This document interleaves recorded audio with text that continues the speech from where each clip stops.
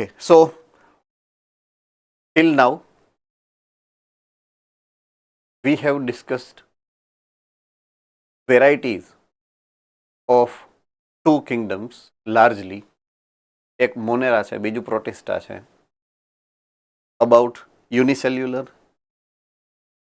એક multicellular kingdom ની વાત કરી, which is fungi. So those are three kingdoms what we have gone through till now. तीन kingdom की बात हमने की है अभी तक. Last point of this chapter, what we are starting is about virus, viroids, prions and lichens. Okay, why they are given at the last and not given in between to the chapter. There is a specific reason behind that. उसके पीछे बहुत ही छोटा सा reason भी है. ये जो भी चार कैटेगरी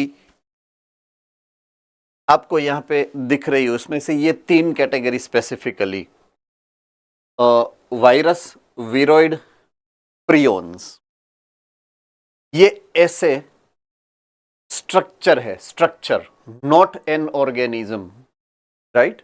ये ऐसे स्ट्रक्चर्स है जिसके पास कोई भी ऐसी कैरेक्टरिस्टिक फीचर नहीं है जिससे हम उसको लिविंग ऑर्गेनिज्म बता सके, right. So they are actually not living organism. They can behave as living organism in a specific condition.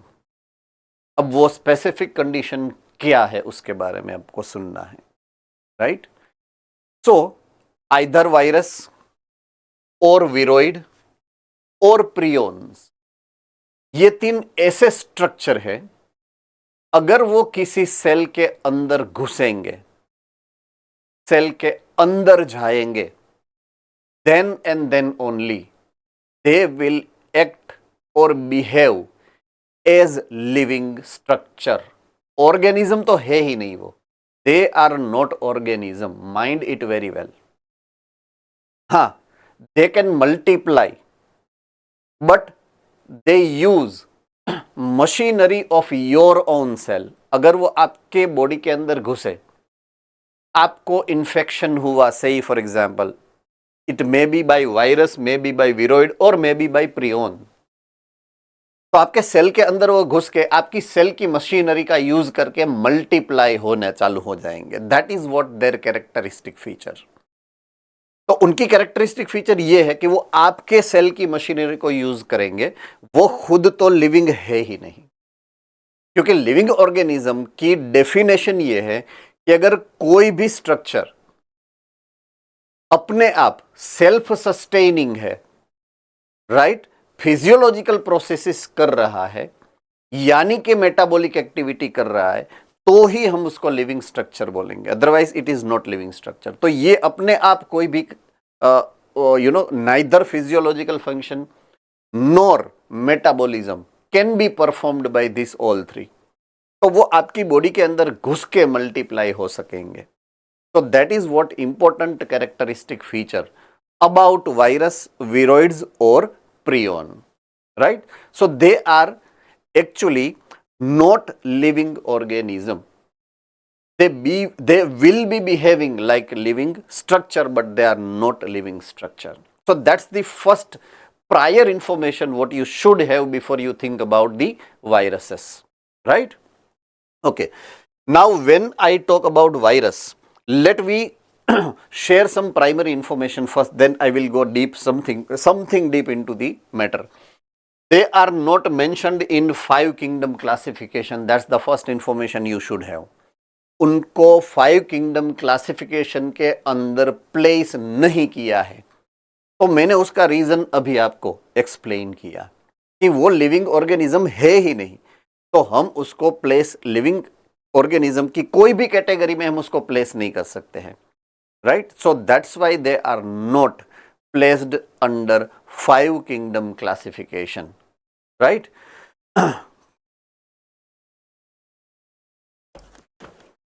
SUV સુરતના જે બી સર હોય ને બાયોલોજીના સર એને ફોન લગાવીને મને ફોન આપો ને પ્લીઝ.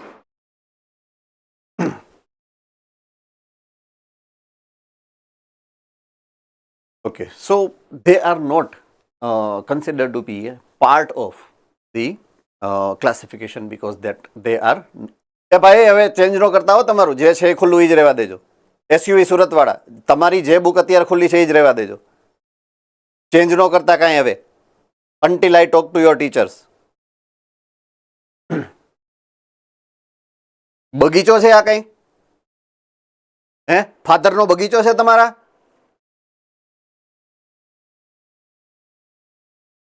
ફરવા આવો છો તમે અહીંયા?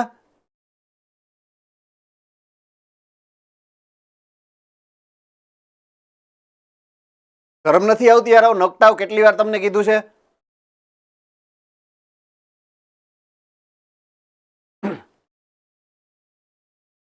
All right.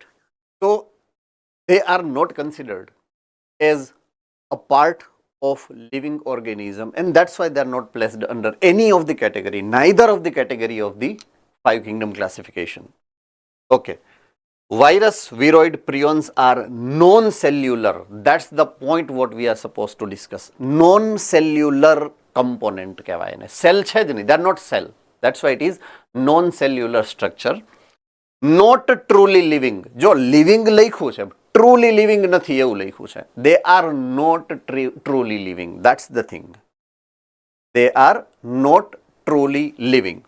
So, they are not included into the system of classification. Okay, now I am discussing about their original structure. When we are thinking about the viruses, they are usually non-living. They are non-living in water. They are non-living in soil. They are non-living in air. You are supposed to remember this thing. They are non-living when they are present in water, soil or air. These are the three places where any of the living organism can sustain and can live. Right? They are acting as living organism.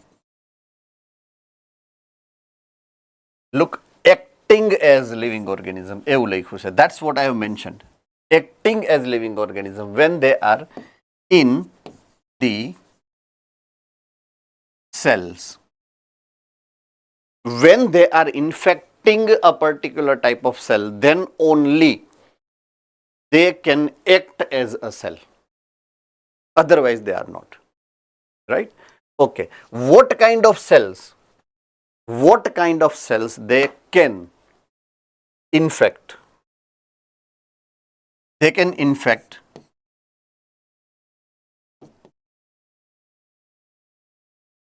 bacterial cells, number one. They can infect plant cells. And they can infect animal cells.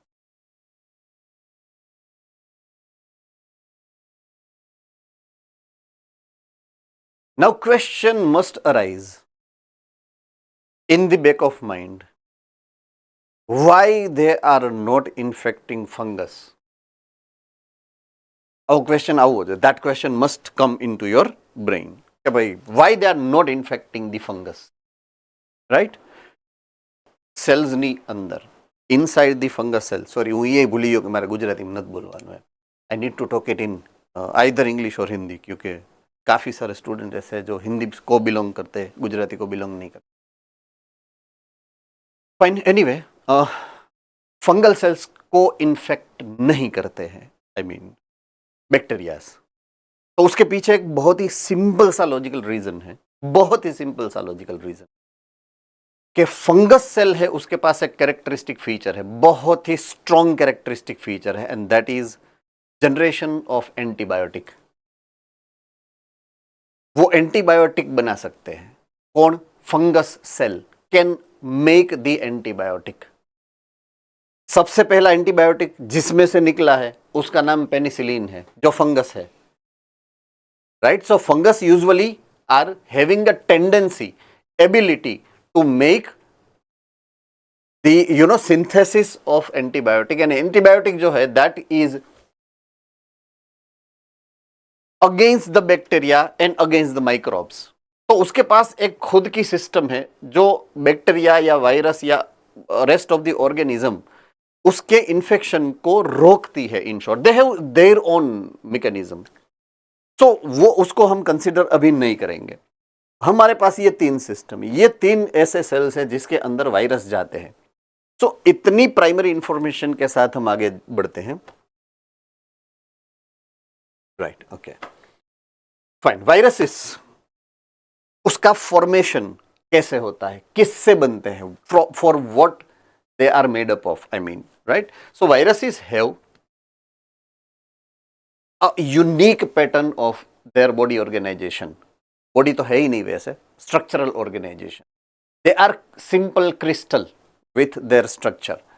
They are inert crystal. देखिए word लिखा है inert। inert word का मतलब है non reactive, उसको हम inert बोलते हैं। नॉन रिएक्टिव है। नॉन रिएक्टिव का मतलब क्या हो, मैंने सिंपल लैंग्वेज में आपको समझाया। ये इनर्ट का मतलब है। इनर्ट मतलब नॉन रिएक्टिव, नॉन लिविंग है। When they are crystalline either in water or in soil or air, free living जब है। When they are outside the cell they are usually inert because they act as non living. Okay, ये रहा outside of the living cell, ये होंगे inert crystal. तो उसका body crystalline format में होता है। Viruses are obligate parasites. Third time ये वर्ड आया है ओब्लिगेट पैरासाइट। 2 बार मैंने आपको पूछा है कि ओब्लिगेट पैरासाइट का मतलब क्या होता है। 1 बार बताया था, 2 बार पूछा है, तीसरी बार पूछ रहा हूं। Third time I am asking the same question, what is actual meaning of obligate parasite. As usual सबसे पहला हाथ जिसका ऊपर हुआ है उसी ने फिर से 1 बार हाथ ऊपर किया है, लेकिन आई एम विशिंग के कोई और भी हाथ ऊपर करे, है ना। आई फर्स्ट विश के कोई और भी सेंटर से हाथ ऊपर हो।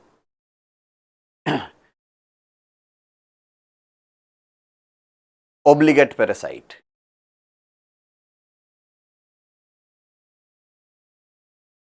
कोई नहीं। अहमदाबाद ही नहीं, गोधरा, पालनपुर, सूरत, हिम्मतनगर, ओके, बड़ौदा, बड़ौदा, यस, चलो।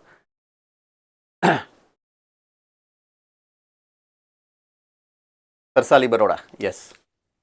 सर, ओब्लिगेट पैरासाइट मींस ऐसे पैरासाइट्स जो एक होस्ट के साथ, उनका होस्ट जो होता है वो फिक्स होता है और वो उसी होस्ट से न्यूट्रिशंस लेते हैं।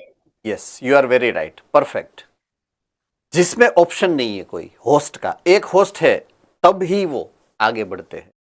वो लिविंग ऑर्गेनिज्म बनने के लिए जिस होस्ट के अंदर जाएंगे, अगर वो होस्ट उसे नहीं मिला तो वो दूसरे होस्ट को पसंद करके वहां पे जाएंगे, ऐसा नहीं है। तो they are obligate parasite, they have no other option for getting the host, and that's why they are said to be obligate parasites. When they infect the cell, जब वो सेल के अंदर जाके सेल को इन्फेक्ट करेंगे, they take over the machinery. That's what the words I have used earlier, कि वो आपकी सेल की मशीनरी का यूज करेंगे, right? They will use take over the machinery of the host cell, right? Replicate inside it. Replication का मतलब होगा double होंगे, ट्रिपल होंगे, 4 टाइम बढ़ेंगे, 4 टाइम मल्टीप्लाई होते ही रहेंगे, उसको बोलेंगे रेप्लिकेट। टू रेप्लिकेट मतलब टू प्रोड्यूस रेप्लिका। रेप्लिका का मतलब होता है कॉपी। तो अपनी खुद की कॉपी बनाना उसको बोलेंगे रेप्लिका बनाना या रेप्लिकेशन।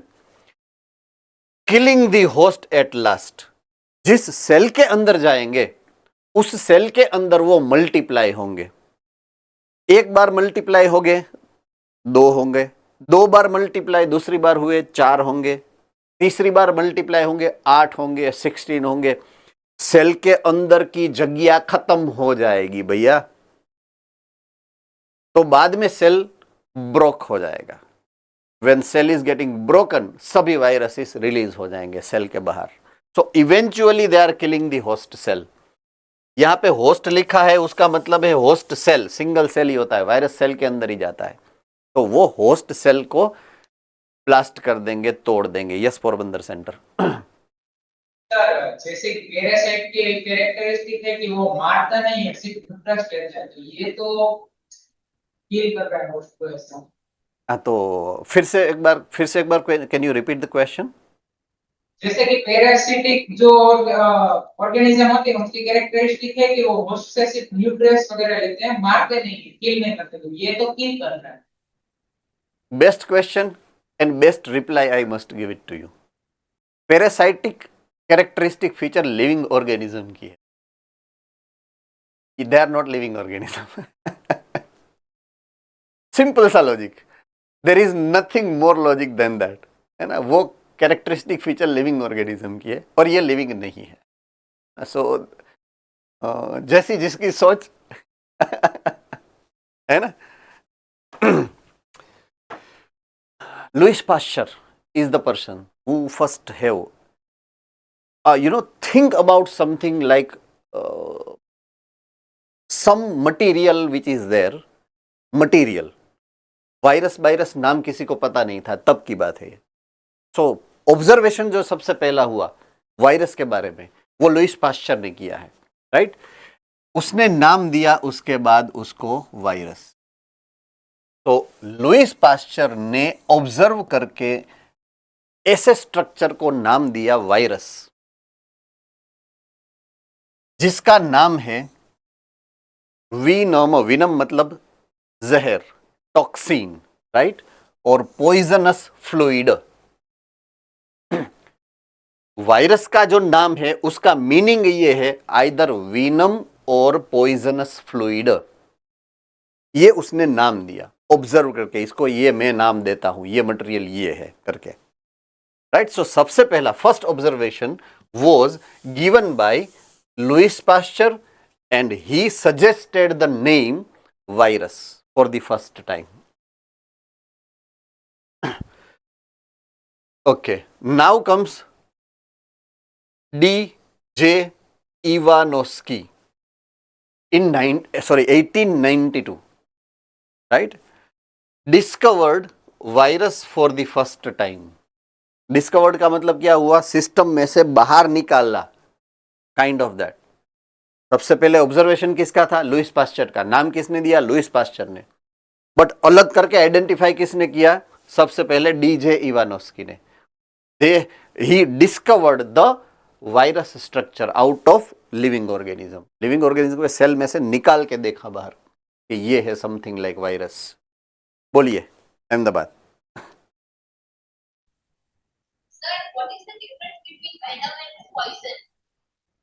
विनम एंड पॉइजन, उसमें डिफरेंस क्या है? दोनों एक ही है। We can give two names, one is poison, one is venom. बाकी दोनों का मतलब एक ही है, दोनों टॉक्सिक है, दोनों मारते हैं, राइट। स्नेक के अंदर जो प्रोड्यूस होता है यूजुअली उसको हम विनम बोलते हैं। स्नेक के अंदर जो प्रोड्यूस होता है उसको हम विनम बोलते हैं। रेस्ट ऑफ द ऑर्गेनिज्म जो प्रोड्यूस करते हैं उसको हम पॉइजन बोलते हैं यूजुअली, राइट। उतना ही दोनों का मतलब ऑलमोस्ट सेम होता है। Okay, he Ivanovsky recognized that certain microbes that cause mosaic disease of tobacco. Tobacco is a plant. I repeat, tobacco is a plant and disease name is mosaic disease. Disease name is mosaic disease. तो tobacco के अंदर एक disease होती है, उसको बोलते हैं mosaic disease, and वो करता है वायरस। तो वहां से उसने वायरस को निकाला। ये डिस्कवरी की किस में से की? मोज़ेक डिसीज ऑफ टोबैको में से अलग करके उसने आइडेंटिफाई किया कि this is the structure of virus Louis Pasteur has suggested, right. अब उसने क्या देखा? What observation he has made? That viruses are very very very very very minute, right? They are even smaller than the bacteria cells, smaller than the bacterial cells. अब यहां पे एक specific line लिखी है कि दे इवन कैन पास और cross bacteria proof filters. अब ये बैक्टीरिया प्रूफ फिल्टर यहां पे क्यों स्पेसिफिकल स्पेसिफिक करके दिया हुआ है? बिकॉज यूजुअली हम जो पानी पीते हैं whatsoever water we drink, it is usually RO water, reverse osmosis water होता है। ये आरओ वाटर के अंदर का जो फिल्टर होता है ना, फिल्टर अगर आपने कभी भी देखा हो, if you have seen some time, right, तो उसकी वो कैंडल आती है इतनी, वो कैंडल में एक बहुत ही पतला सा लेयर होता है फाइबर का बना हुआ, राइट। तो वो ऐसा होता है कि इसमें से बैक्टीरिया भी नहीं निकल सकता है, उतना थिन होता है, उसकी जो मेश साइज होती है, जाली जो होती है, उसमें वो इतनी माइक्रो होती है, even bacteria can not pass. So it is bacteria proof membrane actually, right. तो वो क्लीनिंग के लिए या फिल्टरिंग के लिए इसलिए यूज होता है। तो that is very commonly used, सभी के घर में यूजुअली वो होता है, तो वो कॉमन है इसलिए उसका एग्जाम्पल यहाँ पे सेट किया गया। तो उससे भी छोटा है, जिस फिल्टर में से bacteria even can not pass, उसमें से ये इजीली निकल जाता है। तो वायरस को आपका आरओ सिस्टम का कैंडल भी पकड़ के फिल्टर नहीं कर सकता है, उतने छोटे वायरसेस, राइट। चलो नेक्स्ट, साइंटिस्ट। इसमें साइंटिस्ट के रोल ज्यादा है। यहां पे क्वेश्चंस जो आते हैं, काफी सारे क्वेश्चन पीवाईक्यू में है, बिलोंग्स टू दिस पॉइंट, और वो ऑलमोस्ट यही होते हैं। एक साइड साइंटिस्ट के नाम होते हैं और दूसरी साइड उसने क्या क्या सजेशन दिया है, क्या क्या डिस्कवरी की है, वो उस मैच द फॉलोइंग टाइप के क्वेश्चंस आते हैं। तो ये आपके लिए यहाँ पे याद रखना जरूरी होगा। So that's what you are supposed to remember. So I am giving you the reference कि इसमें से आपको क्या याद रखना है, right? Okay. Now comes the third scientist, Bejernik, M.W. Bejernik, 1898, almost at the end of the 19th century, demonstrated that extraction of जो वही question, वही प्रयोग, right? हम इसी की बात करते हो। इसने क्या किया? टोबैको मोज़ेक वायरस, तो इन्फेक्शन जिसको था वो प्लांट को लिया, राइट। टोबैको में जिस प्लांट का इन्फेक्शन था उसी को लिया। किसने लिया? बेजर्निक ने। सेम प्लांट को लिया, टोबैको के प्लांट को ही लिया, जिसमें इन्फेक्शन था उसी को लिया, राइट। और वो टोबैको प्लांट को क्या किया उसने? रस निकाला उसका, निचोड़ के उसका एक्सट्रैक्शन निकाला। एक्सट्रैक्शन कैसे निकालते हैं वो हमें पता है, चैप्टर नंबर 9 के सबसे इनिशियल पॉइंट ऑफ व्यू में ही हमने इसको पढ़ा है। कोई भी टिश्यू को लेके हम उसमें से कैसे एक्सट्रैक्शन कर सकते हैं, तो ऐसा एक्सट्रैक्शन उसने किया। Demonstrated that the extract of the infected plant, जो प्लांट में इन्फेक्शन ऑलरेडी है उसका हमने एक्सट्रैक्शन निकाला, एंड वो एक्सट्रैक्शन जो हेल्दी प्लांट था, पहले से ही हेल्दी है, नॉन इन्फेक्शियस है, नॉर्मल प्लांट है, वो एक्सट्रैक्शन उसके ऊपर छिड़क दिया। तो 1-2 दिन 4 दिन के बाद उसमें भी इन्फेक्शन हो गया, right. So extraction of infectious plant of tobacco could cause infection in normal healthy plant. That is why नाम बदला। देखिए, लुइस पास्चर ने उसको कुछ नाम दिया था, पॉइजनस फ्लूइड ऐसा नाम दिया था, राइट। और इसने उसका नाम बदला। नाम क्या बदला उसने? इन्फेक्शियस लिविंग फ्लूइड, ऐसा नाम दिया उसने, इन्फेक्शियस लिविंग फ्लूइड। उसने जिस अपनी खुद की लोकल लैंग्वेज में जो नाम दिया है वो नाम ये है कंटेजियम वाइवम फ्लूइडम। ये संस्कृतम नहीं, बराबर છે, संस्कृतम नहीं, बट कौन सी लैंग्वेज है आई डोंट नो, बट ऐसा है तो वो तो सदियों से हम यही पढ़ते आ रहे हो, है ना, 1989 से यही पढ़ने में आ रहा है आई थिंक, तो हम भी यही पढ़ेंगे और हमारे बच्चे भी यही पढ़ेंगे। हमारे मतलब मेरे बच्चे तो आप पढ़ ही रहे हो, आपके बच्चे भी यही पढ़ेंगे, है ना। सो दैट इज हाउ नाम थोड़ा बदला। पहली बार उसकी इन्फेक्शन होने की पॉसिबिलिटीज आइडेंटिफाई हुई, वो किसने की, बेजरनिक ने, कि वो इन्फेक्शन जो करते हैं। तो कोई भी ऑर्गेनिज्म इन्फेक्शियस ऑर्गेनिज्म तभी बोला जाएगा जब एक ऑर्गेनिज्म से दूसरे ऑर्गेनिज्म के में डिसीज जो होगी ट्रांसफर, तो उसको इन्फेक्शियस ऑर्गेनिज्म बोला जाएगा।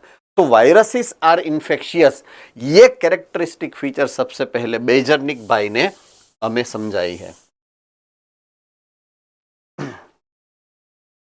चलिए, next is W.M. Stanley, scientist number I think 5, right? W.M. Stanley, 1935. It means 20th century started. It means technical advancements are already discovered, microscopy discovered.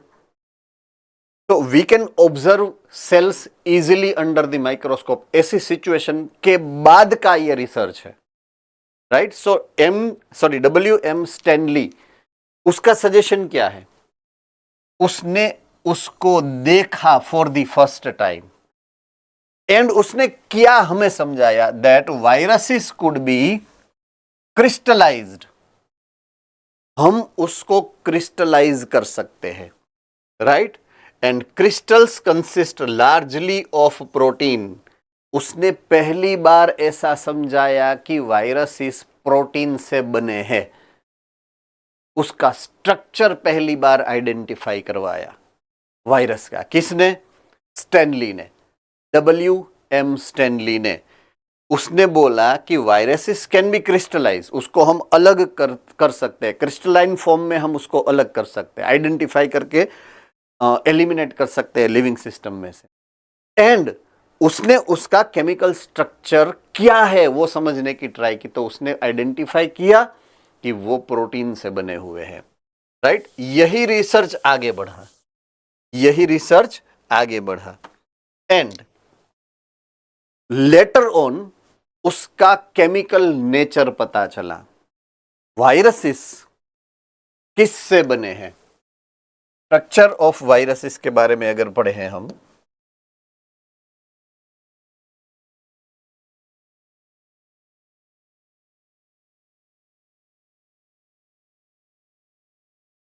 They are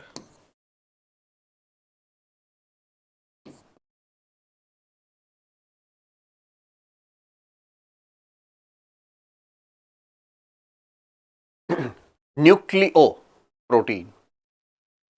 Again, this word is not new for us. ये word हमारे लिए new नहीं है, right? Since many time we have gone through this word. Starting from chapter number 8 was the first chapter you have studied. तो वहां से nucleoprotein आपके सामने आता जाता है, राइट। तो इसके दो कंपोनेंट है, ये कंपोनेंट है न्यूक्लिक एसिड,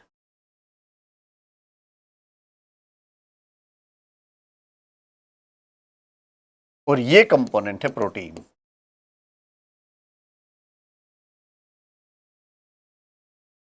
इसका मतलब वायरस के स्ट्रक्चर में ये दो ही कंपोनेंट है, it is made up of these two components only, right. Protein are also polymer and nucleic acids are also polymer. दोनों पॉलीमर ही है, दोनों पॉलीमर।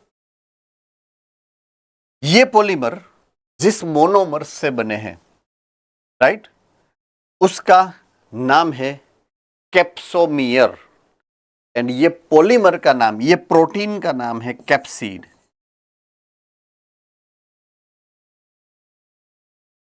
जो प्रोटीन से वायरस बनता है उस प्रोटीन को हम बोलते हैं capsid. Means capsid is polymer, and जिस मोनोमर से वो कैप्सिड बनते हैं उसको हम बोलेंगे कैप्सोमियर।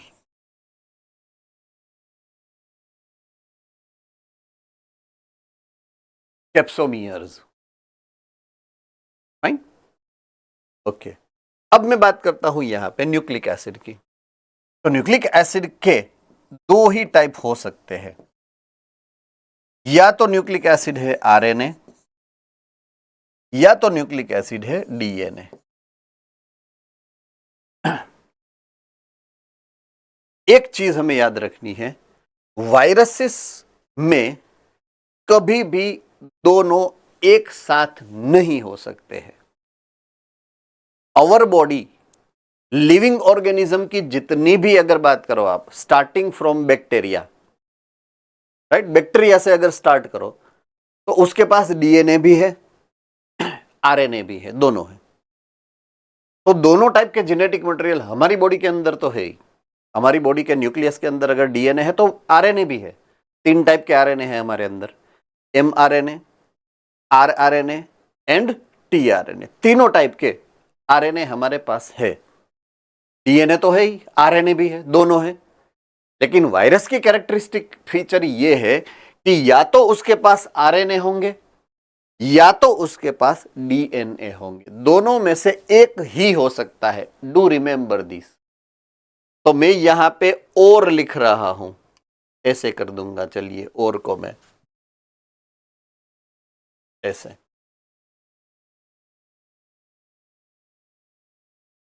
राइट, दोनों में से एक ही हो सकता है। इन शॉर्ट दोनों एक साथ नहीं होंगे, या तो उसके अंदर आरएनए होगा या तो उसके अंदर डीएनए होगा। अब किस टाइप का वायरस है उस हिसाब से उसके अंदर या तो आरएनए होगा या तो डीएनए होगा। वो हम आगे देखते हैं कि किस वायरस के अंदर क्या होगा। ओके, डीएनए की कैरेक्टरिस्टिक फीचर ये है कि डीएनए इज ऑलवेज, ये कलर दिखेगा आपको,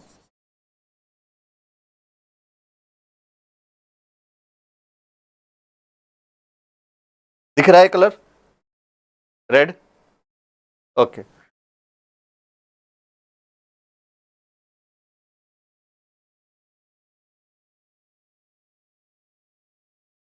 डबल स्ट्रैंडेड ही होता है ये। डीएनए कभी सिंगल स्ट्रैंडेड नहीं होता, ये तो पता है ना आपको। डीएनए ऑलवेज डबल स्ट्रैंडेड ही होता है। But when I talk about RNA, यहां पे आरएनए की दो वेराइटीज हो सकती है, या तो वो सिंगल स्ट्रैंडेड है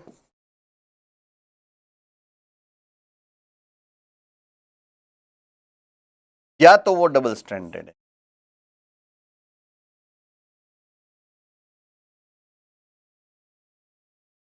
या तो वो सिंगल स्ट्रैंडेड है या तो वो डबल स्ट्रैंड। ये एक अद्भुत नमूना है, अद्भुत नमूना, क्रिस्टलाइन डायमंड, यू नो। हमारे अंदर जितने भी आरएनए है, जामनगर सेंटर बेटा कोई प्रॉब्लम છે પાછળ બહેનો? આમ અંદરો અંદરી જોઈને શું હસવાની બેટા? કઈ એવું બધું અહીંયા તો ચાલતું નથી કઈ joke?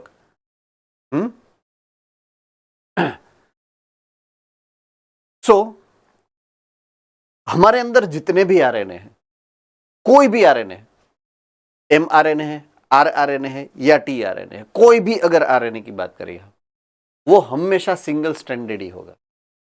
Our RNA is single stranded RNA, our DNA is double stranded DNA. But ये यूनिक फीचर है उसका।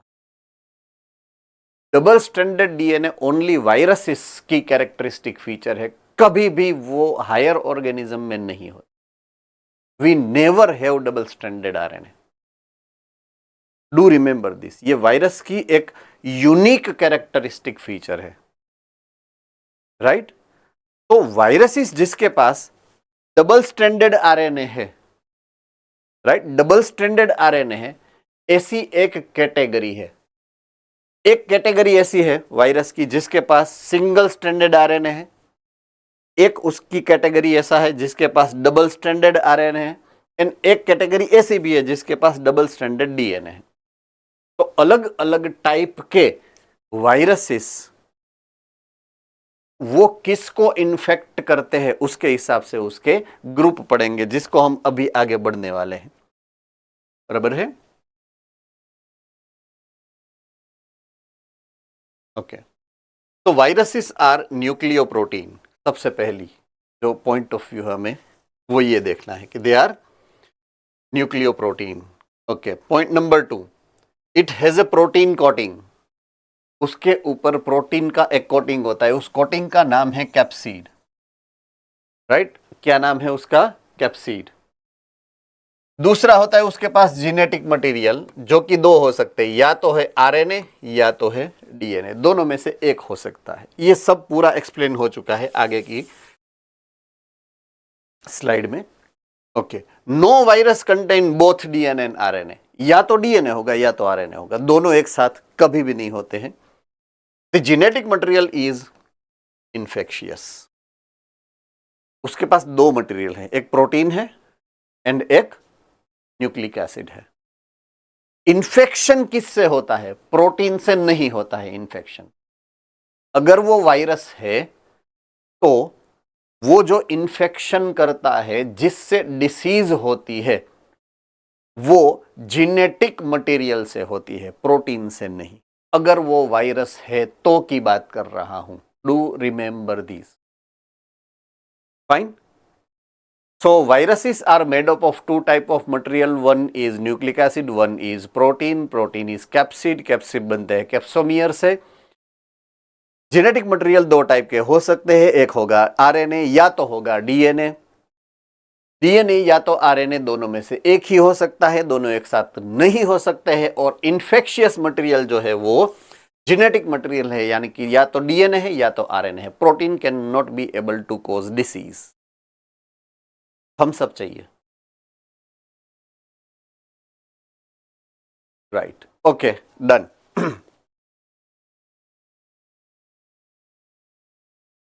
अब बात करते हैं उसके टाइप्स की, वायरस के टाइप्स की।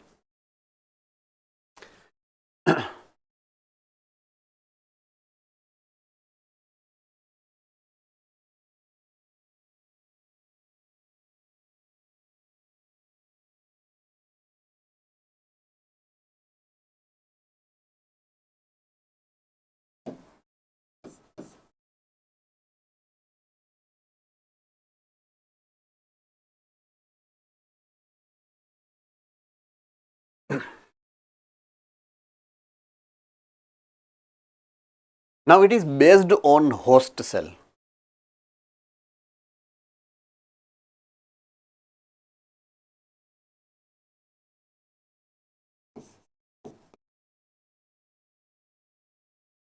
Now we know that host cells can be only of two types, right? Host cell दो ही टाइप के हो सकते हैं।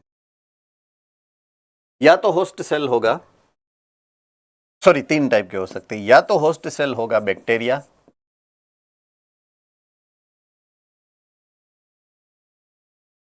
या तो होगा बैक्टीरिया, या तो होगा प्लांट सेल,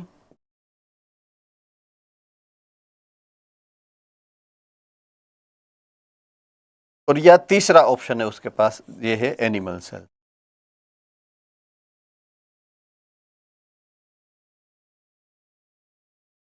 राइट? अगर बैक्टीरिया सेल के अंदर वो इन्फेक्शन करता है तो उस वायरस का नाम जो है वो है बैक्टीरियोफेज।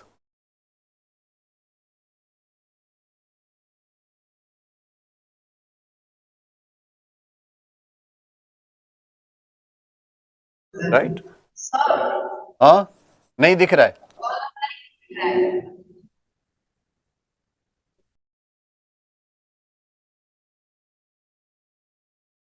चलिए, ये तो दिख रहा है आपको।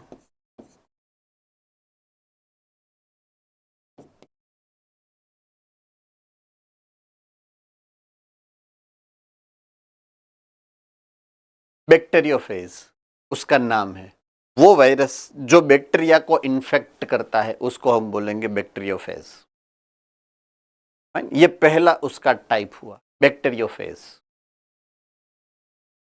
जो प्लांट सेल को इन्फेक्ट करेगा उसको हम बोलेंगे प्लांट वायरस।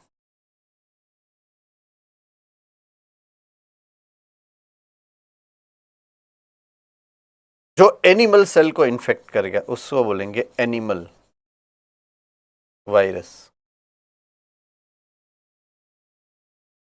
तो ये 3 कैटेगरी हो गई। Category number 1 bacteriophage, category number 2 plant viruses, category number 3 animal viruses.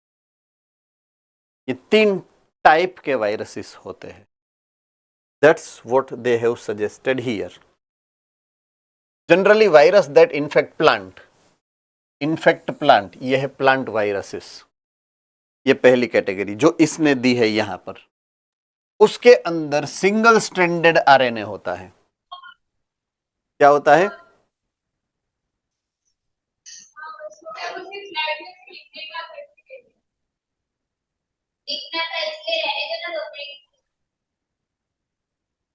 Yes, अंदर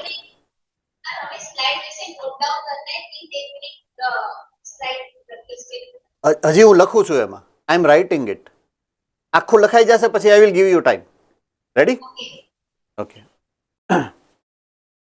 હવે હું શું લખતો તો એ કહી દઉં પાછું. What I was writing is infect plant, that is plant based virus. So they have single stranded RNA. That's what I was about to mention here. So plant based virus છે, right? They have single stranded RNA as their genetic material. So let me highlight that point here, right? They have single stranded RNA. They have single stranded RNA, sRNA. That's what I have mentioned here. Okay, I'm going back. I'll give you the time to note it down, don't worry, right? Okay, viruses that infect animal, जो animal को infect करते हैं, they have either, देखिए यहाँ पे 2 choices है, either they have RNA or they have DNA. दोनों choices है उसके पास। एनिमल के अंदर जो इन्फेक्शन करते हैं उसके पास दोनों ऑप्शंस है, डीएनए भी है, आरएनए भी है। ओके, आरएनए में भी दोनों ऑप्शन है उसके पास, सिंगल स्टैंडर्ड भी है और डबल स्टैंडर्ड भी। तो मोस्ट वेराइटीफुल कहां पे है? एनिमल सेल्स के वायरस, राइट? तो उसके पास तीनों ऑप्शन है, सिंगल स्टैंडर्ड आरएनए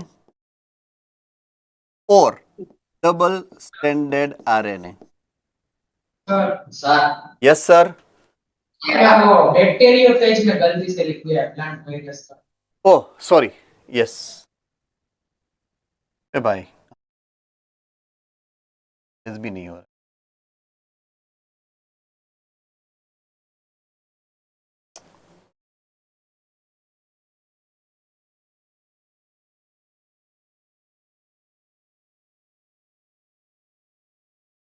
यार कम ऑन, केयरफुली करना पड़ेगा, सब भूस जाएगा वरना। Okay, single standard RNA,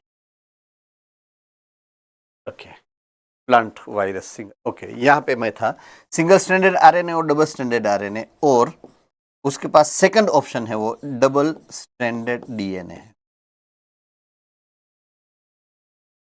right? Bacteriophage के पास कोई ऑप्शन नहीं है, they have only DS DNA. उसके पास there is no option, DS DNA ही होता है उसके अंदर, राइट? ये रहा। तो bacteriophage they have double standard DNA, there is no RNA in bacteriophage. ये सबसे हल्के फुल्के बैक्टीरिया को इन्फेक्ट करते हैं तो उसके पास डीएनए है, सबसे हाईएस्ट लेवल का जो न्यूक्लियर मटेरियल है वो, राइट? ये सबसे एडवांस लेवल के सेल है, एनिमल सेल। अब उसको इन्फेक्ट करने के लिए आरएनए है उसके पास, देखिए, राइट? ओके, एक डिसीज है जिसका नाम आपने शायद सुना होगा, जिसको हम बोलते हैं एक्वायर्ड इम्यूनोडेफिशिएंसी सिंड्रोम यानी कि एड्स। एड्स का वायरस होता है पता है? एड्स वायरस से फैलता है वो पता है? HIV, human immunodeficiency virus, right? तो वो जिस कैटेगरी में आता है ना, वो कैटेगरी ये है, डबल स्ट्रैंडेड RNA वाला वायरस है वो। कैसा है? डबल स्ट्रैंडेड RNA वाला वायरस है वो। ओके, उस कैटेगरी के लिए एक स्पेसिफिक नाम भी है, उसको बोलते हैं रिट्रोवायरस। क्या बोलेंगे? रिट्रोवायरस। बहुत ही बड़ी कैटेगरी है, there are multiple type of those diseases, और सबसे लेटेस्ट जो एग्जाम्पल है उसका corona, it is also same kind of virus, retrovirus है, राइट? तो उसमें भी डबल स्टैंडर्ड RNA ही यूजुअली है। ओके, आई टोल्ड यू कि मैं आपको टाइम दूंगा अगर नोट करना है तो। Here is your slide, if you are mentioning, अगर आप नोट डाउन कर रहे हैं 2 मिनट में आप लिख सकते हो, ज्यादा मैं नहीं टाइम दूंगा, 2 मिनट में हो सकता है, 10 नाम है, ज्यादा नहीं है। You have 2 minutes.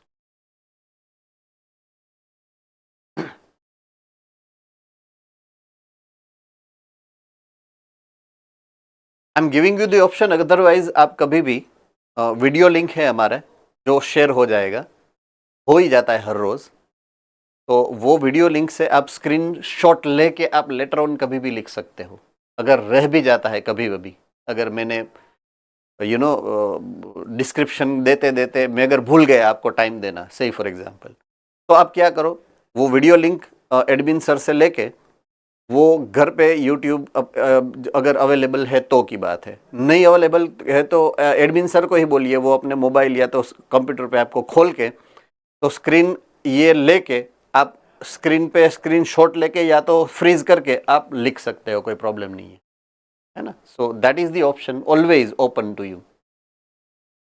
अगर हॉस्टल वाले हो, घर पे अगर नहीं जाते हो, आपके पास मोबाइल नहीं है, आप एडमिन सर को बोलना, वो आपको अपने कंप्यूटर के अंदर आपको ये खोल के दे सकते हैं और आप लिख सकते हो, कोई प्रॉब्लम नहीं है ना? इन फ्यूचर अगर आप नोट बना रहे हो, if you want to use the reference you can use it.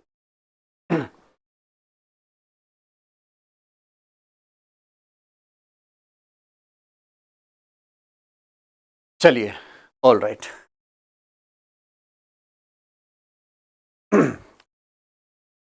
पहले की स्लाइड में हमने बात की थी उसके न्यूक्लियर मटेरियल की, सिंगल स्ट्रैंडेड RNA है, डबल स्ट्रैंडेड RNA या तो DNA है, राइट? इस स्लाइड में हमने बात की है उसके प्रोटीन्स की। प्रोटीन कोट जो उसके अराउंड है उसका नाम है कैप्सिड, हमें पता है।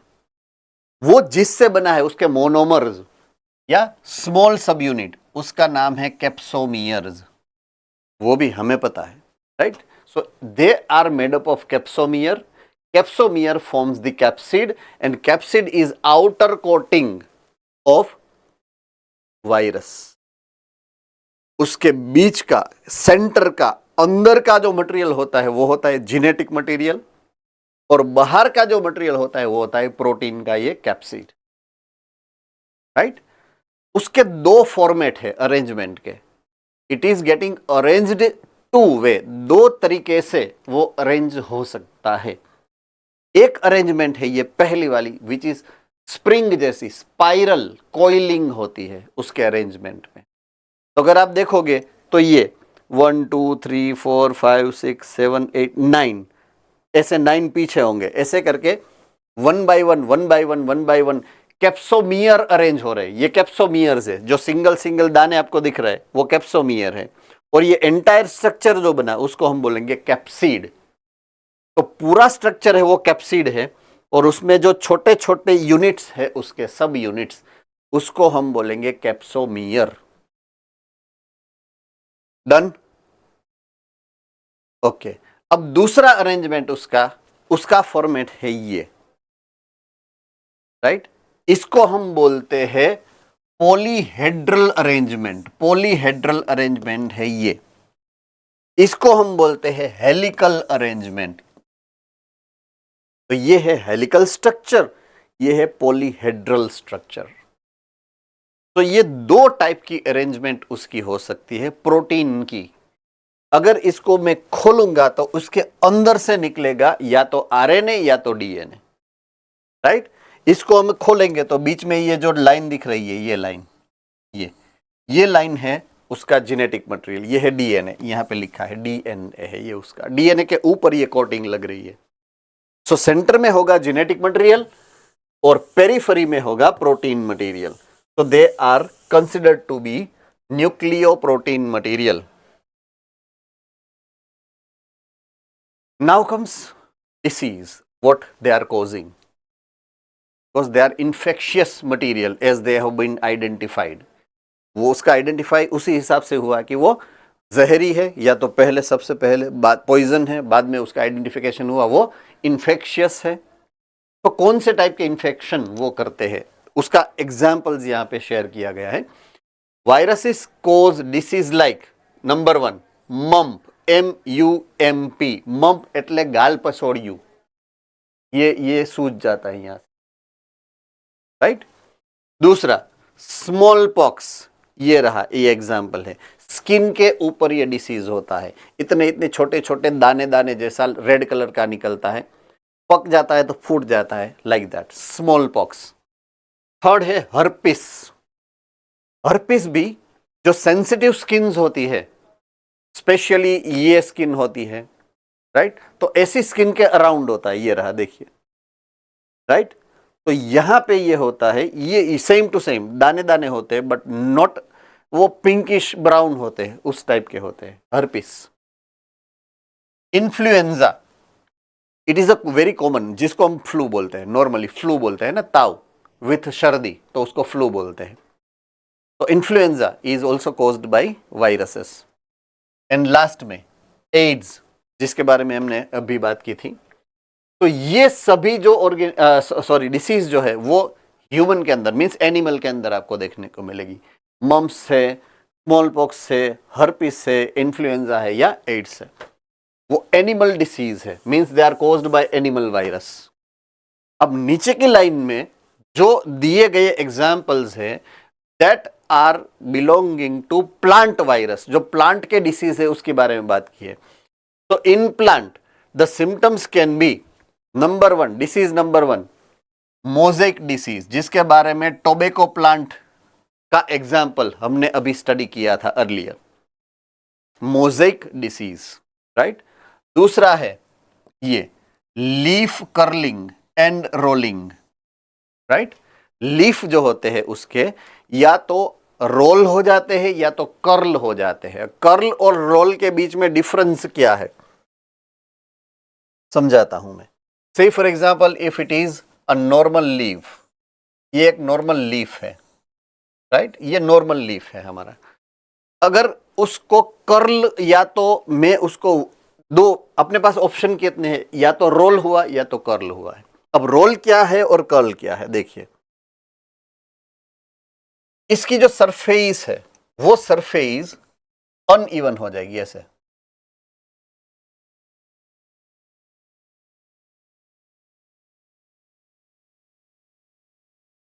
इसको बोलूंगा मैं कर्लिंग इफेक्ट। क्या बोलूंगा?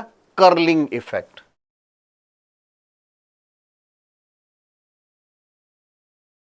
और अगर वो रोल होता है तो कैसे हो जाएगा?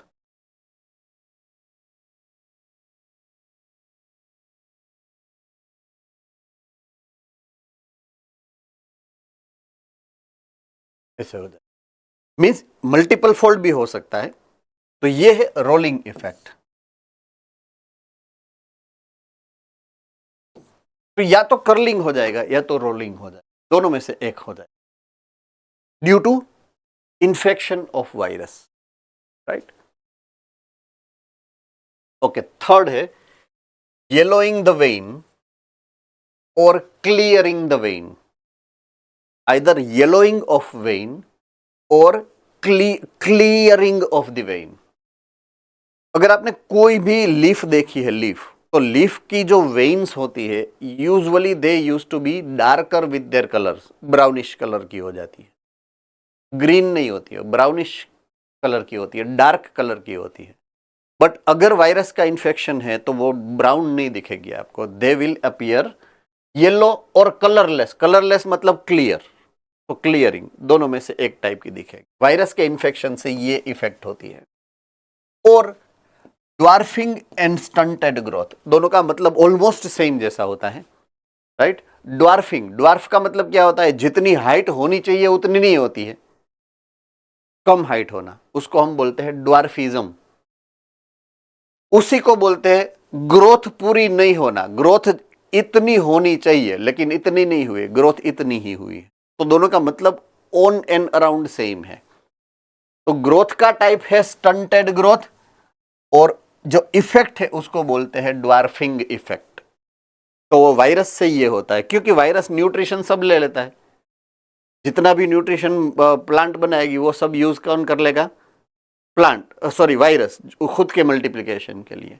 तो अल्टीमेटली प्लांट के लिए वो न्यूट्रिशन अवेलेबल नहीं है तो प्लांट ग्रोथ नहीं कर सकेगा, सिंपल सी बात है, right. So that is also a common most effect. Stunted growth is very common effect of any of the disease in the plant. Plant के अंदर कोई भी डिसीज होगा, कोई भी टाइप का डिसीज, तो उसकी एक कॉमन इफेक्ट होगी, वो ये है स्टंटेड ग्रोथ, ये तो होगा ही। दूसरा येलोइंग ऑफ लीफ, लीफ ये जो लिखा है ना, येलोइंग एंड वेन क्लियरिंग, ये भी दूसरी उसकी इफेक्ट है। सिर्फ वायरस के ही इन्फेक्शन से ये इफेक्ट होगी ऐसा नहीं, कोई भी टाइप की उसको डिसीज हुई तो ये दो इफेक्ट 100% होने ही वाली है प्लांट के अंदर। ये रिमेंबर आपको रखना है ये मैटर को। ये कुछ अलग अलग टाइप के वायरस को एग्जाम्पल के तौर पर यहाँ पे आपको समझाए गए हैं, जिसमें से दो एग्जाम्पल ऐसे हैं जो आपके बुक में है। एक ये एग्जाम्पल जो आपकी बुक में है, राइट, इसका नाम क्या है, टोबैको मोज़ेक वायरस। एक minute, Ahmedabad centre, just a moment. और ये दूसरा एग्जाम्पल है जो है बैक्टीरियोफेज। ये दो एग्जाम्पल आपकी बुक के अंदर आपको शेयर किया गया है। यस, बोलिए अहमदाबाद वाले। सर ये भी आउट ऑफ सिलेबस क्वेश्चन है, पर सर एचआईवी एड्स के सिम्टम्स क्या होता है, एग्जैक्टली उसमें पेशेंट को होता क्या है? Sir am I audible? Okay sir, ये भी आउट ऑफ सिलेबस क्वेश्चन है, पर सर एचआईवी एड्स के सिम्टम्स क्या होता है, उसमें एग्जैक्टली पेशेंट को होता क्या है? ओके,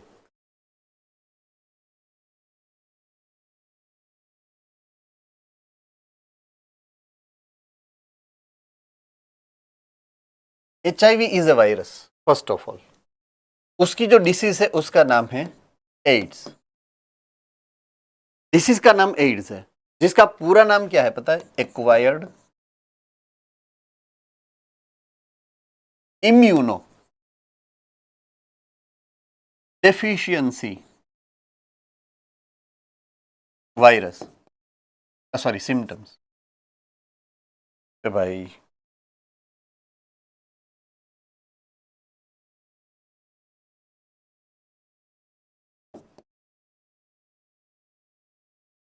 सिम्टम्स का मतलब ये है कि इफेक्ट्स, अलग अलग टाइप की इफेक्ट जो होगी उसको एक साथ अगर मिला के देखो तो उसको सिम्टम बोलेंगे हम, राइट। इफेक्ट्स, ये इफेक्ट का नाम है। किसकी इफेक्ट, इफेक्ट किसकी है, तो कि इम्यूनो डेफिशिएंसी की है। दिस इज द वर्ड, उसमें पूरा राज छुपा है। आपके क्वेश्चन का राज इसी में छुपा है, इम्यूनो डेफिशिएंसी। डेफिशिएंसी है किसकी है, अपने इम्यून सिस्टम की,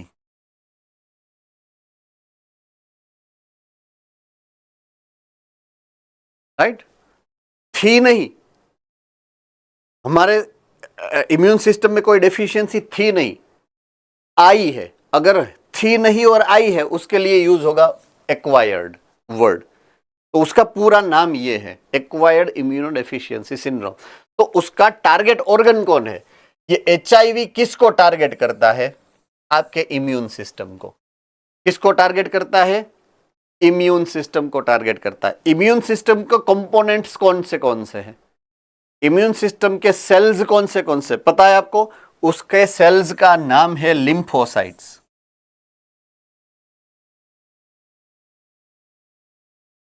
क्या नाम है सेल्स का? लिम्फोसाइट्स।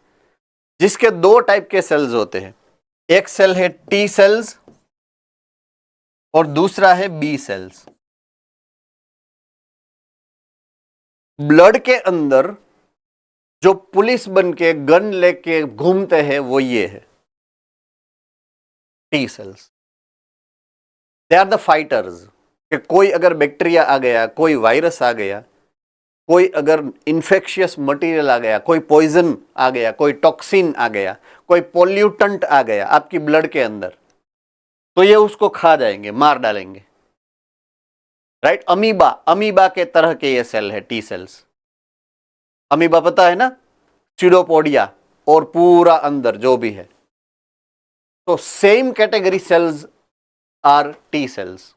एमीबॉइड सेल्स है वो। कैसे सेल्स है? Amoeboid cells. तो इसका टारगेट ये है, मींस हमारे बॉडी के डिफेंस सिस्टम को डुक डुक डुक डुक डुक डुक डुक डुक जो करने वाले सेल है उसको ही खा जाएगा। तो इम्यून सिस्टम अपनी गई, your immune system is lost. अब सर्दी का वायरस गया तो सर्दी हो गई, उधरस का वायरस गया, उधरस हो गया, है ना? जितने भी बैक्टीरिया, जितने भी वायरस अंदर गए, उसको मारने वाला अंदर कोई बचा ही नहीं है। बस वो है एड्स के सिम्टम्स। सभी जितने भी माइक्रो ऑर्गेनिज्म, पैथोजेंस आपकी बॉडी के अंदर गए, वो सब डिसीज आपको हो जाएंगे। फिक्स नहीं है कि यही उसका है। हाँ, पर्टिकुलर सिग्निफिकेंटली आपको देखने वाले सिम्टम्स होंगे। 12th स्टैंडर्ड में एक चैप्टर है जिसमें आप सबको ये सब पढ़ना है। अभी मैंने 2 मिनट में आपको आंसर समझा दिया, but that is a part of your syllabus. Out of syllabus question नहीं है ये आने वाला है सिलेबस में। 12th स्टैंडर्ड में है, चिंता मत करिएगा। पूरा एक्सप्लेनेशन है इसके बारे में, है ना? कैसे होता है ये भी है, क्यों होता है ये भी है, कब होता है ये भी है, उसका मोड ऑफ एक्शन क्या होगा वो भी पता है। आपको पढ़ना ही है आगे, कैंसर के बारे में भी पढ़ना है, सब के बारे में पढ़ना है later on next year. So that's your answer. I hope you are satisfied. Sir मतलब एचआईवी एड्स का क्योर नहीं होता ना? एचआईवी एड्स का कोई क्योर नहीं होता ना? No, because we cannot be able to create any, either medicine or vaccine against it. Reason ये है कि वो वायरस का टाइप है रिट्रो वायरस। ऐसा रिट्रो वायरस है कि थोड़ा ज्यादा ही क्विकली वो अपने आप को चेंज कर लेता है। We are creating medicine. जब हमने मेडिसिन बनाई तब तक वो चेंज हो जाएगा, तो अपनी मेडिसिन खत्म। कोरोना में भी ऐसा हुआ था ना, पहले फर्स्ट डोज जो वायरस के वाला बना था वो वैक्सीन का, तो उसने दूसरा वेरिएंट बना लिया, याद आ गया? फिर से हमने वैक्सीन बनाई, फिर से उसने तीसरे टाइप का वो वेरिएंट आ गया। तो एग्जैक्टली वही कैटेगरी में ये आता है। बट कोरोना वायरस थोड़ा हल्का फुल्का है, क्योंकि उसका टारगेट ऑर्गन डायरेक्टली उतना ज्यादा इफेक्टिव नहीं है जितना ये तो पूरा डिफेंस सिस्टम पे ही अटैक करता है। तो दैट इज अ डिफरेंस। तो यहां पे इसीलिए आदमी को कैसे भी करो आप जिंदा नहीं रख सकते हो। It is not possible, right? It cannot be 100% cured. You can take care. You cannot be 100% completely cure about this disease. है ना?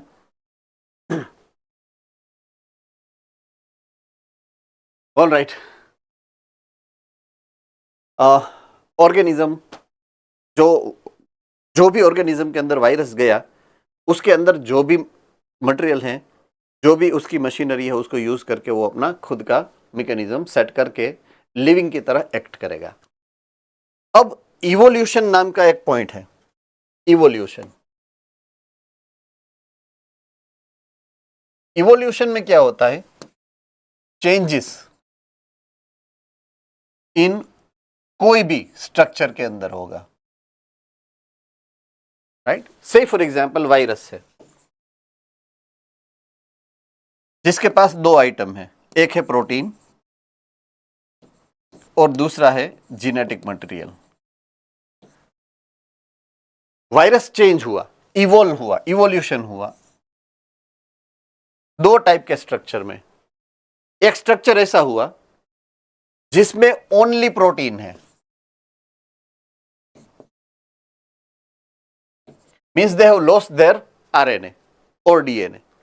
और दूसरा स्ट्रक्चर इसमें से ऐसा बना जिसमें ओनली आरएनए है, उसने अपना प्रोटीन बदल दिया, प्रोटीन है ही नहीं उसके पास, only made up of RNA, only made up of protein.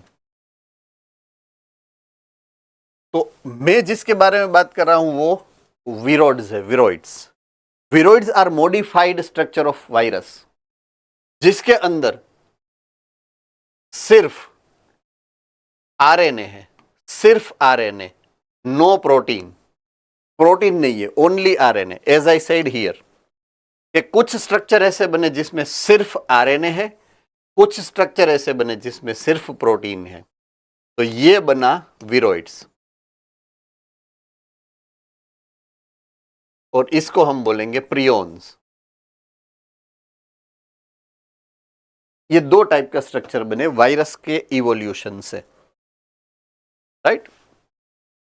They are even smaller than virus, ये वायरस से भी छोटे हैं, बिकॉज दो मटेरियल में से एक ही बचा है तो डेफिनेटली कम ही हुआ ना, तो उससे भी छोटे हो जाएंगे।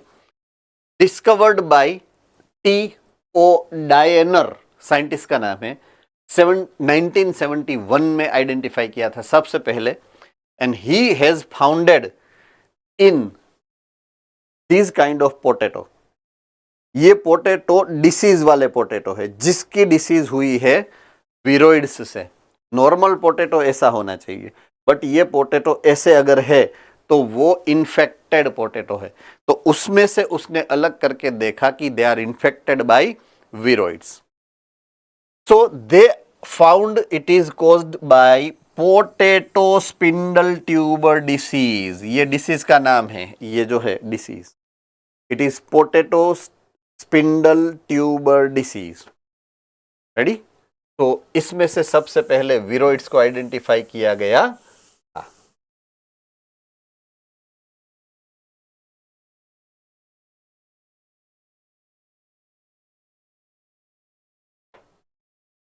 Now comes the prions. Prions के पास जैसे हमने बोला कि there is no RNA, only protein, तो they are normally folded protein, सिर्फ फोल्डेड प्रोटीन है। They do not contain any genetic material. They cause some infectious neurological disease. Neurological disease का मतलब है यहां पे डिसीज करते हैं दिमाग। They target your neural system, nervous system को टारगेट करते हैं। These are similar in size to the viruses. Viruses जितने ही होते हैं साइज में, क्वांटिटी में नहीं, साइज में, राइट। ओके, जो डिसीज का नाम यहाँ पे दिया गया है, दो टाइप की डिसीज को यहाँ पे टारगेट किया है। एक का नाम है कॉमन नाम made cow disease. Made cow disease identify सबसे पहले हुआ था काउ के अंदर, राइट, जिससे काउ गांडी हो जाती है, तो मेड काउ डिसीज, क्योंकि दिमाग चसक जाता है, स्क्रू ढीले हो जाते हैं due to the infection of this prions, right. So इसको क्या बोलेंगे? Mad cow disease. उसका टेक्निकल नाम ये है बोवाइन स्पोंजिफॉर्म एनसिफेलोपैथी।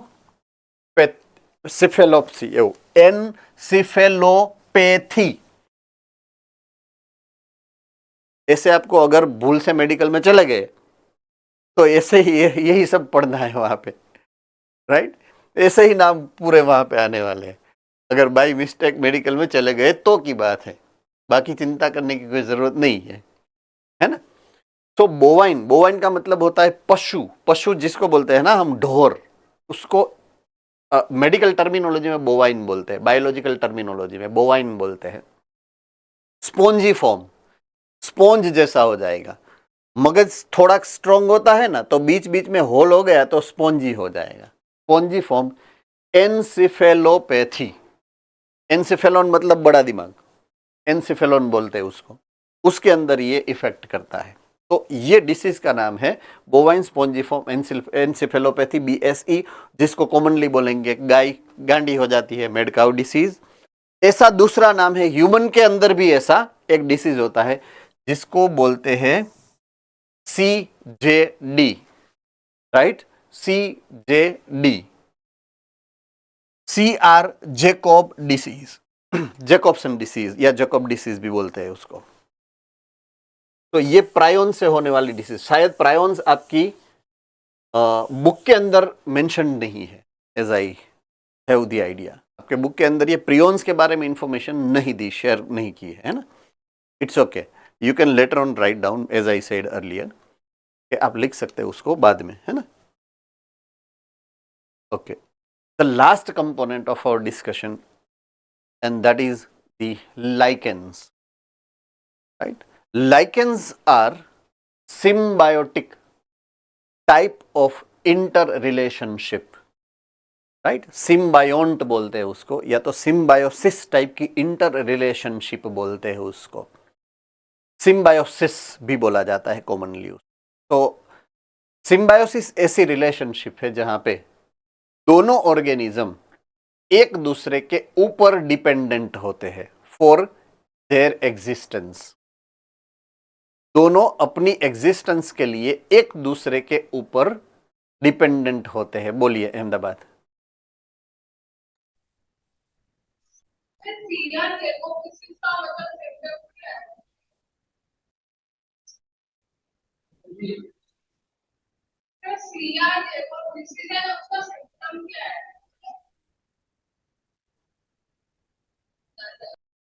दिमाग खिसक जाना, गांडा हो जाना, दिमाग की डिसीज का एक ही होता है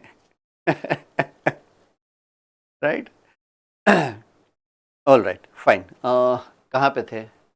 ओके, सिम्बायोसिस।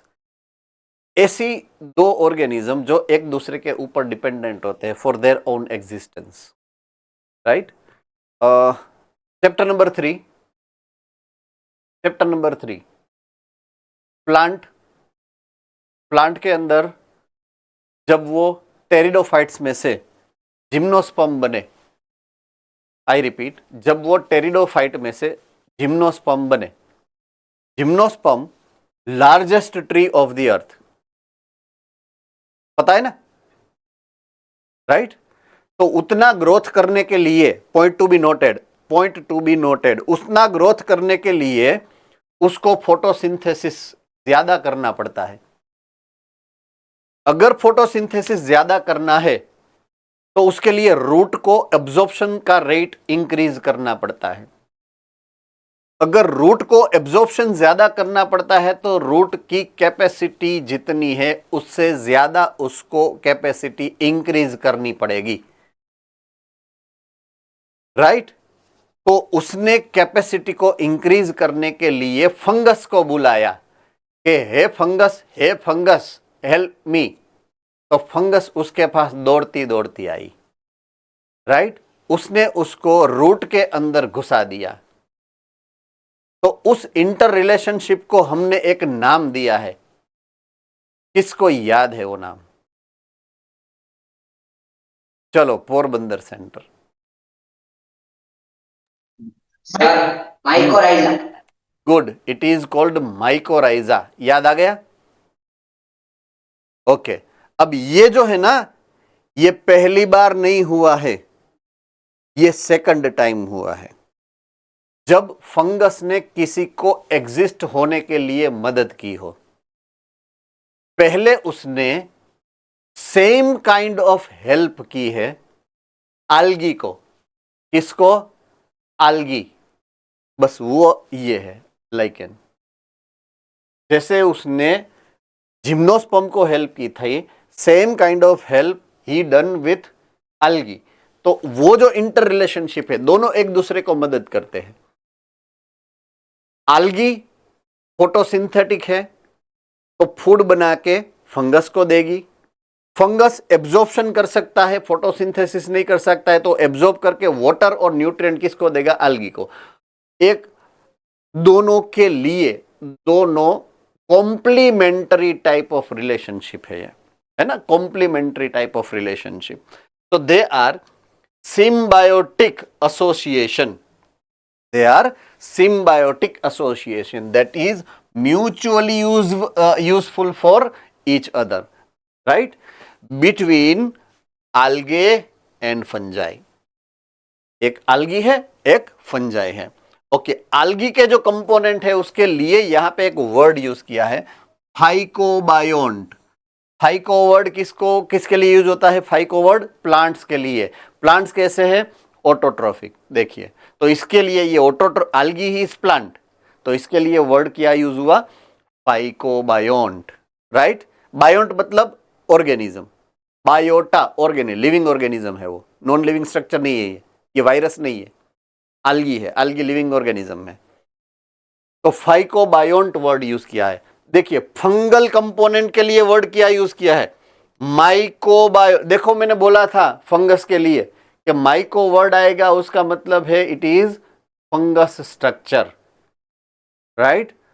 तो फंगस के लिए माइकोबायोन्ट, एंड algae के लिए वर्ड होता है फाइकोबायोन्ट। ये दो कंपोनेंट है इसके,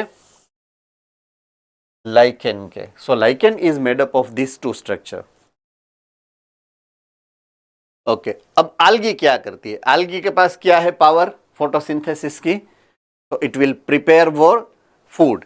तो algae prepare food for fungi, fungi को खाना बना के देगी। लेकिन खाना बनाने के लिए आलू तो चाहिए, तो आलू कौन ला के देगा? Right, fungi provide shelter and absorb minerals.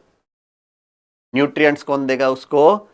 Fungus. Fungus soil में से एब्जॉर्ब करके ऊपर पहुंचाएगा, ऊपर खाना बनेगा, नीचे आएगा, दोनों खाएंगे, right. So that's acting as the partner, they are partner for life, and that association is symbiotic association between algae and fungi called lichen. Lichens are very good, that's very important phenomena. They are very good pollution indicator. ये अपने लिए बहुत ही important point होने वाला है। They are very good pollution indicator. कैसे? Because they grow and they do not grow. Right? They grow if atmosphere is clean. They do not grow if atmosphere is polluted. तो कोई अनजान जगह है, आपको अगर जानना है कि यहां पे पोल्यूशन है या नहीं है, यू स्टार्ट ग्रोइंग लाइकेन। अगर लाइकेन उगती है उसका मतलब ये पोल्यूशन फ्री एरिया है। अगर लाइकेन का ग्रोथ नहीं होता है, डू नॉट ग्रो, देन समझ लेना या तो एयर पोल्यूशन है, या वाटर पोल्यूशन है, या तो सॉइल पोल्यूशन, राइट। तो पोल्यूशन के इंडिकेटर लाइकेन्स है, do remember this. And I think that's it, right. So that's the end of chapter number 2। Ready? थोड़ा घना जो बाजना हुआ ना आज, वो हम बाजे ना थोड़े एक बे, अदरवाइज हमारा चैप्टर नंबर 5 आज स्टार्ट हो चुका होता, बट एनीवे हम कहाँ भागे हैं, लेटर ऑन करेंगे start, we have plenty of time, right. So chapter number 5 we are starting from next lecture, right. आपके पास आई होप कि ये नोट्स ऑलरेडी पहुंच चुकी है। अगर नहीं पहुंची है आपके पास तो आपके सेंटर एडमिन से अपनी नोट्स मांगना मत भूलना। Understood? Fine, I will see you later on Monday, right? Tuesday, sorry. Yes yes sir. Sir आपने ना लास्ट लेक्चर में एक डाउट पूछा, सॉरी क्वेश्चन दिया था ढूंढने को कि किंगडम एनिमेलिया के अंदर फाइलम आर्थ्रोपोडा है और उसके अंदर एक ग्रुप का नाम आपने पूछा था जिसमें हैप्लॉइड सेल्स मतलब होते हैं। तो उसका आंसर है हाइमेनेप्टेरा, और उसमें भी males. Yes, good, good. It's right answer, right? Good. Sir but can you explain कि why only males? Males are haploid and females are ये इसकी कैरेक्टरिस्टिक फीचर है जो आने वाली है आपको चैप्टर नंबर 5 स्टैंडर्ड 12 में, तब तक आपको वेट करना है। Okay, no problem. Right, all right बेटा। Thank you sir. हाँ जी, सर हाँ बेटा बोलो बोलो। लाइकेंस है वो कितने दिन में ग्रो हो जाते हैं? Possibly 8 days, right? Okay. Possibly 8 days, on and around 8 days.